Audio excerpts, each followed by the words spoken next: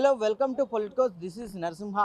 రేవంత్ రెడ్డి సర్కార్ పాలన 14 నెలలను పూర్తి చేసుకున్న నేపథ్యంలో మరి క్షేత్రస్థాయిలో మహిళల ఆలోచన విధానం ఎలా ఉంది, కాంగ్రెస్ పార్టీ అభివృద్ధి విషయంలో మహిళల సంక్షేమంలో ఎట్లా ముందుకు వెళ్తుంది, ఇలాంటి అనేక అంశాలను కూడా వారి వద్దకి వెళ్ళి తెలుసుకునేటువంటి ప్రయత్నం చేద్దాం. నా పేరు పల్లకొండ మల్లీశ్వరి అండి. నేను వరంగల్. కాంగ్రెస్ గవర్నమెంట్ పాలన చాలా అద్భుతంగా ఉంది. చాలా అమోఘంగా ఉంది. కేసీఆర్ గారి పాలన కంటే తలదన్నేలాగా ఉంది. ఏంటంటే ఇచ్చిన 6 గ్యారంటీలలో స్త్రీలకు ఫస్ట్ ఉచిత బస్సు కల్పిస్తా అనేసి అన్నాడు. సక్సెస్ఫుల్‌గా చేసి చూపించిండు. తర్వాత 500 యూనిట్ల వరకు విద్యుత్ ఫ్రీ ఇస్తున్నాడు. మళ్ళీ తర్వాత ఇంకా రూ. 500కే సిలిండర్ ఇస్తున్నాడు. తర్వాత ఇంకా రైతు రుణమాఫీ చేసిండు. ఇంకా తులం బంగారం ఇస్తా అనేసి అన్నాడు. అది ఇప్పుడు ఒక 14 నెలలే అయింది. ఇంకా ముందు వచ్చే 3 సంవత్సరాలలో 3 సంవత్సరాల 8 నెలల చేసి చూపిస్తాడు. ఇచ్చిన హామీలను నెరవేర్చుకుంటాడు. గ్రౌండ్ లెవెల్ అంటే మీ విలేజ్లలో ఎట్లా ఉంది పరిపాలన గురించి, అసలు ఏమనుకుంటున్నారు కాంగ్రెస్ గురించి? కేసీఆర్ 5 సంవత్సరాలలో చివర 5వ సంవత్సరంలో చేసిండు. కానీ అప్పుడు వాళ్ళకు వడ్డీలు పెరిగిపోయినాయి. రుణమాఫీ తీసుకున్న దానికి రుణాలకు ఇంక వడ్డీ డబుల్ అయిపోయింది. సో కాబట్టి అప్పుడు ఆ టైంలో చాలామంది రైతులు కూడా ఆత్మహత్యలు చేసుకున్నారు. ఇప్పుడు ఏకకాలంలో రుణమాఫీని రద్దు చేసి చూపించిన ఘనత కాంగ్రెస్ ప్రభుత్వానికే చెల్లుద్ది. ఇది పేదల ప్రభుత్వము.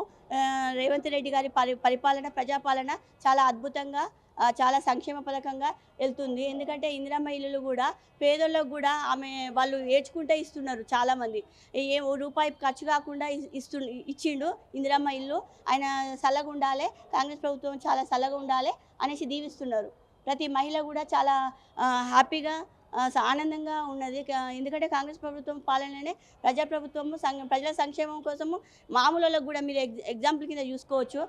కేసీఆర్ గారి పాలనలో వాళ్ళ ఇంట్లో ఉన్న పనిచేసే పనులకు, వాళ్ళ పార్టీలో ఎవరైతే ఉంటారో గూండాయిజం, రౌడీయిజం చేసేటోళ్ళకు అట్లాంటి వాళ్ళకి ఇల్లులు వచ్చినాయి. ఇల్లు ఆ కేసీఆర్ గారి ఇల్లులు. కానీ ఇందిరమ్మ ఇల్లులలో అనాథలకు, ఇల్లు లేని వాళ్ళకి చాలామందికి, ఒక ముసలాం ఉంది, వాళ్ళ పిల్ల ఉంది 9 సంవత్సరాల పాపకు. అట్లాంటి వాళ్ళకు కూడా, అంటే నిరుపేదలకు, స్వచ్ఛందంగా నిరుపేదలకు ఇస్తున్నారు. కాంగ్రెస్ ప్రభుత్వం యొక్క పాలన చాలా ప్రజాపాలన చాలా అద్భుతంగా ఉంది అనేసి అందరూ గ్రామాల పొంటి కూడా అందరూ హ్యాపీగా ఫీల్ అవుతున్నారు. ఇంతకుముందు రేవంత్ అన్న ఎంత కష్టపడి పార్టీ మొత్తం జీరోలోకి వెళ్ళిపోతే ఎంత కష్టపడి 10 సంవత్సరాలు కష్టపడి ఈరోజు రేవంత్ అన్న ఒక పార్టీని ప్రభుత్వంలో అధికారంలోకి తీసుకొచ్చి తను సీఎంగా ప్రభుత్వం చేసి చెప్పినట్టుగా 6 గ్యారంటీలో మహిళలకు ముఖ్యంగా బస్సు సౌకర్యం కల్పించినందుకు నేను కూడా ఇప్పుడు ఫ్రీ బస్ ఎక్కే వచ్చానన్న. నాది వచ్చేసి వికారాబాద్ డిస్టిక్. సో ఇంతమంది మహిళలకు ఈ బస్సు సౌకర్యం అనేది చాలా మంచిది. ఇంకో విషయానికి వస్తే ఇప్పుడు గ్యాస్ మహిళల పట్ల చాలా మంచి మనస్తత్వంతో మాకు హెల్ప్ చేస్తున్నందుకు ఈ మహిళలకు సంబంధించిన పథకాలు కూడా అన్న చెప్పినట్టుగా ఇవన్నీ అభివృద్ధి పట్లంగా అన్నీ చేస్తున్నందుకు మాకు చాలా సంతోషంగా ఉంది. ఇంకా ముందుకు మహిళల కోసమే ఈ మహాలక్ష్మి పథకము, ఈ 2500 ఈ పథకాలు అన్నీ కూడా త్వరలో అన్న అమలు చేస్తాడని మేము కోరుకుంటున్నాము. త్వరలో చేస్తాడు కూడా. అలాగే మన రాష్ట్ర మహిళలందరూ కూడా మన రేవంత్ అన్న గారికి ఎంతో రుణపడి ఉంటాము. ఎందుకంటే ఈరోజు మాకు మహిళలకు రాజకీయంలో కూడా అంత పెద్దగా గౌరవం దక్కుతుంది. మనకి ఈరోజు అన్నట్టుగా అన్ని రంగాలలో కూడా మహిళలకు చాలా గౌరవం ఇచ్చి పెద్ద పెద్ద పదవులలో కూడా ఆహ్వానించడం జరుగుతుంది. ఈరోజు ఈ పార్టీ కార్యకర్తగా నాకు కూడా అవమానం మేరకే నేను ఇక్కడ వచ్చాను అంటే నాకు కూడా గౌరవం దక్కినట్టే నేను అనుకుంటున్నాను. సో అందరూ రాష్ట్ర ప్రభుత్వముకి, కాంగ్రెస్ పార్టీకి కట్టుబడే ఉన్నాము. మహిళల పరంగా నేనైతే చాలా సంతోషంగా ఉన్నానన్న. పేరు వాంగడోతు బుజ్జి అండి. రేవంత్ రెడ్డి గారి పాలన చాలా చక్కగా ఉన్నది. అవినీతి లేని పాలనగా కొనసాగుతుంది. ప్రతి ఒక్క సామాజిక అందరికీ కూడా సరి అయిన న్యాయం అనేది జరుగుతుంది. అప్పుడు ఉమ్మడి ఆంధ్రప్రదేశ్, ఇక్కడున్న తెలంగాణ రాష్ట్రం ఏర్పాటు అయినప్పుడు చాలా నిలువు బడ్జెట్తో ఉన్న రాష్ట్రానికి మొత్తం కూడా అప్పుల పాలు చేసి పడేసిండు కేసీఆర్ గారు. ఆ అప్పులే ఇప్పుడు వడ్డీ తీర్పాలంటే తలకి మించిన భారం అవుతుంది ప్రభుత్వానికి. అసలు ఎక్కడ ఉన్న గొంగడు అక్కడనే పెట్టిండు. అన్ని పైసలు కూడా కాళేశ్వరం పైన పెట్టి మొత్తం ఎవరికి కూడా పనికి వాళ్ళ ఇల్లు మాత్రమే ఇలా లక్షల కోట్లు దోసుకొని తిన్నారు కాళేశ్వరం పైన. కానీ ఏ సామాన్యానికి కూడా సరైన న్యాయం కేసీఆర్ గవర్నమెంట్లో జరగలేదని కూడా నేను ఈ ద్వారా మీడియా ద్వారా నేను తెలియపరుస్తున్నాను. అదేవిధంగా ఇలా బస్సులో పోయినా కానీ ఒక ఫ్రీ ఒక టికెట్లు రూపాయి లేకుండా 0 టికెట్ మీద ఇలా గమ్యానికి చేరుకుంటున్నారు.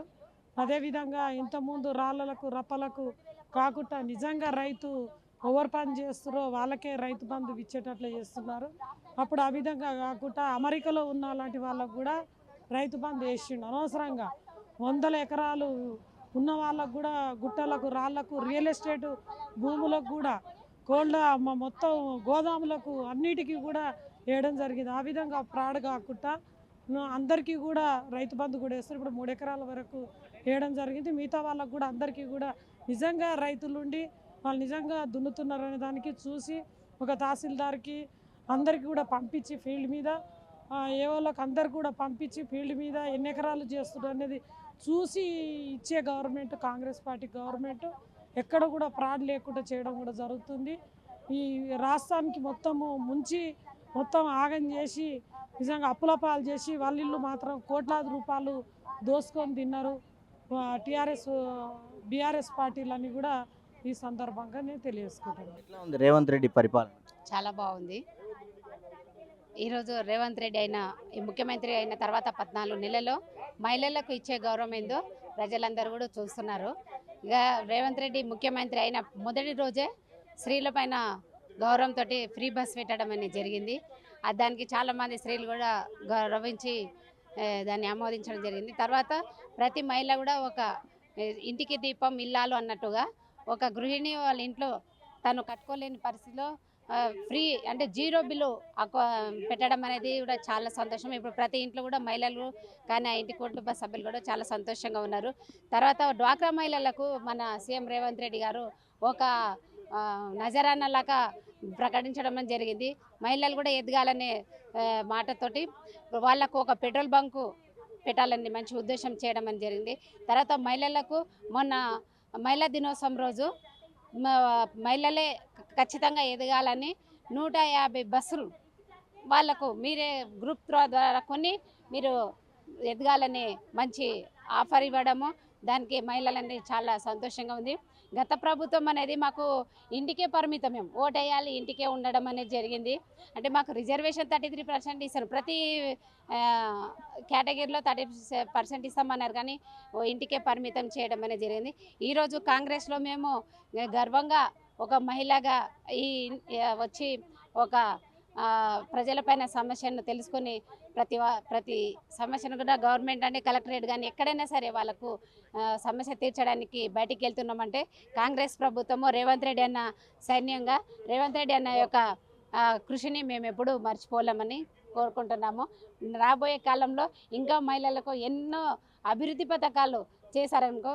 ఇంకోటి పార్టీలకు అతీతంగా మొన్న ఇందిరమ్మ ఇళ్ళ పైన ఇందిరా మహిళా శక్తి మిషన్ 2020-25కు పెట్టడం జరిగింది. మా దగ్గర పైలట్ ప్రాజెక్టుగా మా విలేజ్ తీసుకోవడం జరిగింది.